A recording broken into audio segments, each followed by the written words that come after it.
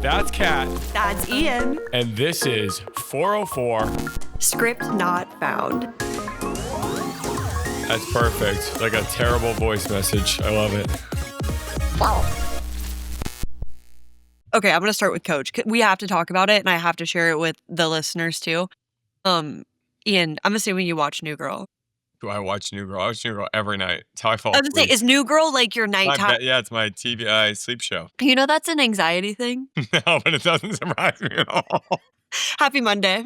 Mine is I've watched a TV show to fall asleep since I was in college, for the record. Yeah, no, so people who have, I know, You were still getting on a bus to go to school. People who have anxiety like to watch the same show over and over, especially at nighttime, because you always know what's coming. Yep, that's the exact reason. Yeah. The exact reason I watch. It's New Girl, The Office, and How I Met Your Mother are the three. Mine is just New Girl and The Office. I don't watch How I Met. Everyone says that I would like it, but again, I haven't seen it and I don't want to get surprised. Yeah, I think The Office, for me, The Office is the greatest TV show of all time. I've said it once, said it 1,000 times. I will say New Girl has more laugh out loud, like true moments in it than any of the other shows. I agree. The Office isn't laugh out loud. It's like, whoa. I mean, I have moments I laugh out loud. But New Girl, like when Winston's becoming a police officer and they do the home visit and Nick she was like, you're going to tell me everything. And he just confesses to all the things he did in his childhood is, I think, one of the funniest, if not the funniest scene in TV. That's so funny because I forgot about that. Honestly, it's been a minute since I did my rewatch of New Girl. Maybe I'll switch to that one tonight because I've been on The Office for a while. I think for an episode, our next silly episode, we should do comparisons of how The Office is actually very similar to real life. It's so similar. And it's the exact same. It's not satire. Anyways, so I am really into stand-up comedy. That's my shtick these days. I go to anyone that's remotely interesting at the comedy club, I'm going. And Coach from New Girl came, Damon Wayans Jr., and he was hilarious. So funny. Highly recommend if he's near you. Okay. But it was the end of his set. The show's over. Everyone leaves. And my friend's like, let's go take a picture near the stage. We were taking just a little hugging little girl picture. And the girl who's taking her jaw drops. And I was like, what? And we look back and Coach was photobombing us. He was. I saw it. It was incredible. Yeah, and then he was so nice. And he sat and talked to us for like 20 minutes. That's sick. People started to line up to take photos. And we were like, we're so sorry. We did not mean to do this. He was like, actually, I'm just going to talk to you guys because I don't feel like taking pictures. It was so cool. It was so cool. You could say he was part of your network. I'm not giving you a laugh out loud to that. That was not your best work. But yeah, I guess I could. Let me see. Today we're talking about networking. I mean, imagine you have a lot of friends, right, Kat? So today we're talking about networking, and Ian's excited to jump into it. So I'd hate to deprive this man of quality tech talk. So I want to start this conversation with, yes, I had to go back to our AI tool and ask it to explain networking to me like I'm 5. How'd it go? It went well. Good. And it did start with imagine you have a lot of friends. And so I'm just going to read to you guys what it said to me in case anyone is interested in it. 1, imagine you have a lot of friends and sometimes you want to share your toys with them or tell them a secret or ask them a question. Networking is like how you talk to your friends, even if they're far away. Your computer or your phone is you. The wires or the Wi-Fi are the special paths to connect you to your friends. That one doesn't like special paths. Like, what do you? Okay, I said explain it to me like I'm 5, Ian. This is for the 5-year-olds. Or invisible strings that connect you to your friends. Is that better? I like they're the... When you send a message or you watch a video, it's like sending a special note to your friends through those paths. And when your friend sends something back, it comes to you through the paths. So the internet is just a super big playground where all the computers and the phones in the world are connected, and they're connected by the network. And that's There's what I our learned show. and we'll probably call it here. But I remember whenever we went through orientation, you may not remember this because I think it was 20 years ago, but I loved learning about like how Cisco was founded. Yeah, it's over. Listen, we are a company founded on love. On love. Building the network on love. So if you didn't know this, it was founded by two Stanford computer scientists, Leonard and Sandy. And basically, they just wanted to be able to talk to each other. So the initial product that Cisco made that they created together was to connect two different computer systems so that Leonard and Sandy could chat. We built the Cisco. I don't think we're allowed to say we. Me and you, Ian. Cisco we built the first router. The first router? I believe so. Yes, I think that's part of the this is training. where I got a little bit confused because The then first, I think it's the first multi-protocol router, to be clear. That is correct, because I asked Sorry. Cisco IT if we created the network, and it said no, Cisco can't create the network. Al Gore invented the network, okay? And yeah, so that wasn't it. But here's the breakdown of the key developments and Cisco's role. One, early networking concepts that started in the 1960s. So that was the first connected computer network. That's in 1969. That's how we got to the moon, I believe. You're going to have to. I don't know if that's confirm true.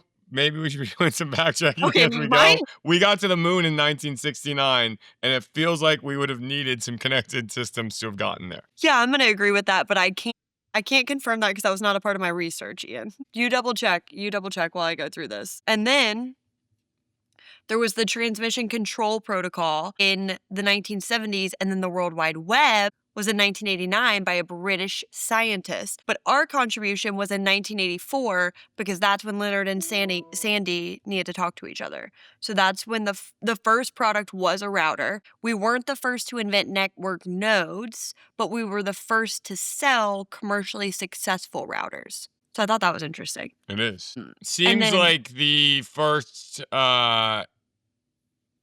network versioning in 1969 was unrelated to the lunar landing. The Apollo relied on radio transmissions primarily to communicate data. Darn. Sorry. I'll get Unfortunately, off we didn't have a hand in that one. Take my tinfoil hat off. So no more about the moon. But I wonder, I bet today they're using some form of routing as we go to the moon. Are we currently in space? Tangent? Are we? Like, do we have people in space? Yeah. I think. Unrelated. This has nothing to do with networking, but now I must know. When I was younger, I wanted to be an astronaut. There are currently 10 people on the International Space Station. I didn't know what the purpose It says they're working up there. I don't know. Yeah, but like, what does that mean? Would you... I imagine they're running like tests on like viability of life and what happens in low gravity. If they were going to start a new space city, would you go? They offer you a crazy amount of money. $50 million. You're going to live in the space city. You come back in 15 years. Can I lift and run? I mean, I can't confirm that. What about gravity? Things are different there. Yeah. I mean, there'd be some questions I need answered first. Ian Thompson, fitness first. Okay, back to networking. So, Ian, I'm going to have to For the record, I nailed what they're doing on the space station. They're engaged in scientific research, station maintenance, and repairs. Interesting. You think Cisco's powering any of this? Maybe. So they're just Google things while you hypothesize what's going on. That's what today's episode's going to be. I feel like you're my admin right now. Yeah, I know. This is the real... You can go find this. Okay, so here's where I got a little bit confused. And I was hoping you could explain this to me because I feel like this is when you tap in well. Okay. I'd love to know the difference between routers and switches because we talk about them all the time and I just don't know. So switch is, and this is when my previous company, ScanSource, shout out, even though you guys didn't repost me on LinkedIn last week when I tagged you.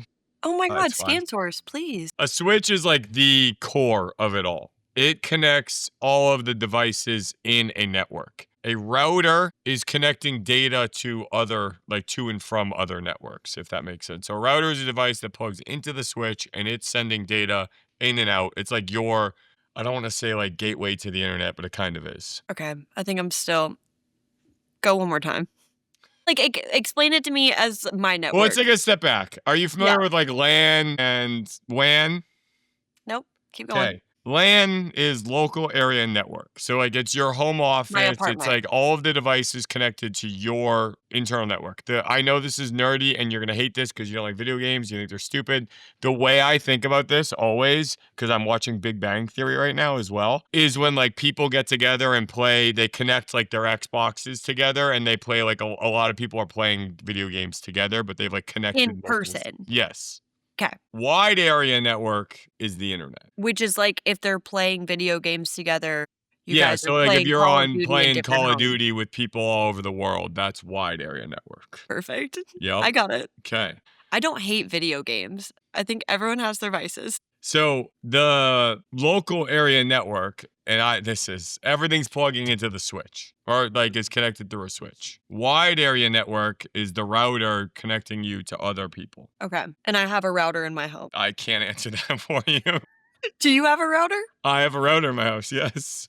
Okay, I think I do too. And that's what Meraki is. They make switches and access points. So an access point, I know we talked about this too.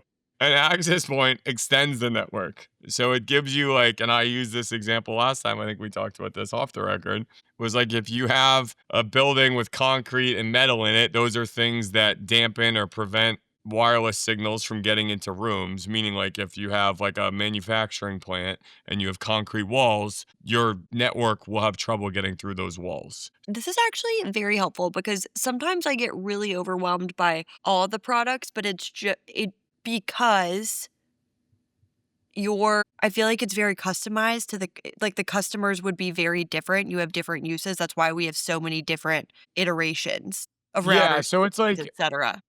it's simple and it's like core, I guess to like reuse a Yeah. word, but it's like every network has a switch, has a router. Most almost other than home networks have access points. The pieces of the puzzle are the same. Beyond that, where it gets complicated is when you start adding in like endpoints and security appliances. Like that's where the complexity comes in and in like the volume of it, meaning like how many of those things you have. So the like core infrastructure looks the same. The complexity comes in with like what type of switch you have, with how many ports and how like the configuration of it. Like we sell literally like there's thousands of unique ways to configure a switch from Cisco, like depending on the ports and the settings and the apps and all of that go into it. So that's where like some of the complexity comes in. But at its core, all of the networks look the same way. So or have the same like pieces of the puzzle essentially in it. Beyond that, like I don't know how I'm like testing my own knowledge here. Are you familiar with the OSI model? Nope. Okay. So this is like the 7 layers of the internet. How do you know this? ScanSource, maybe this is where I got lost. ScanSource made us take a networking fundamentals class when you started there, which I think Cisco does a version of. ScanSource was like a 2-day, full-day workshop. You're in a room with the CTO. He's literally plugging things in, showing you what it's doing, all of this. And then I also, which is a funny like dichotomy, is the podcast I used to host there was a tech VP, VP of engineering teaching me all of this. And now you're teaching me. Yeah. So we're really like, have you ever seen the movie Multiplicity? We're cloning clones here at this point. Yeah, this is good. Okay, keep going. OSI, 7 layers. Yeah, so the 7 layers is like the framework of like how the network gets built out. So there are, and like this is probably a good like ChatGPT for you, is like explain the 7 layers of the OSI model like I'm 5, because it will do a better job. But it's like essentially where you like are stacking, meaning like the first layer is the physical things that you're plugging in, meaning it's like the cables, the pieces of the router switching, it's the Wi-Fi signal, and then you're building on top of that. So you have your data link, which is your MAC address, then you have your network, which is your IP address, and that gets into like the DNS piece of this. If you're familiar with DNS, Cisco used to have a product called Umbrella. That's SAP. Oh, I sure do. I market it often. There you go. DNS security. The best way to think of DNS is like it's like a phone book for the internet. Like everyone has their own address, and DNS is just pointing you at what those addresses are. That's a really good way to think of that. Yeah. And if you switch your DNS server, you're just changing where you're pointing your internet to. I think one of the things that I got randomly really interested in, but I don't have enough knowledge on it to understand how we do it, is for service providers, or when we go and we build these like massive custom networking deals with them, and you build it all specific to the customer because they all need different things. I don't know. I think that's super interesting because I can only think of the network in my home. Yeah, and that's I think like the reason I wanted to do this episode today is I think, and Alexis Berdoff talks about this a lot. Like the network has lost its like allure in like the larger like topical space of like AI and IoT and cybersecurity, and But like all of it runs on a network. So like this piece has to keep getting better and it will start incorporating, like Cisco used to have a security campaign called security above everything, where like we were the first. I don't know if we're the first. I'm going to say Cisco was the first, but maybe they weren't. One, to start integrating security like natively into the products, meaning it was no longer like a point product, but we're starting to build it in some devices. We have competitors that do that. I won't name names, but they also do that too.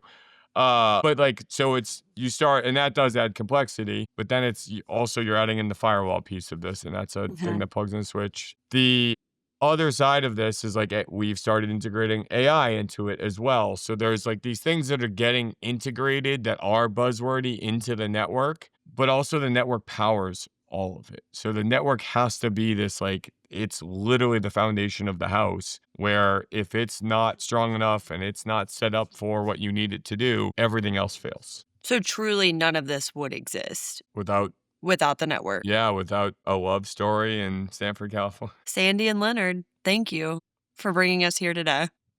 There you go. And that's today's episode.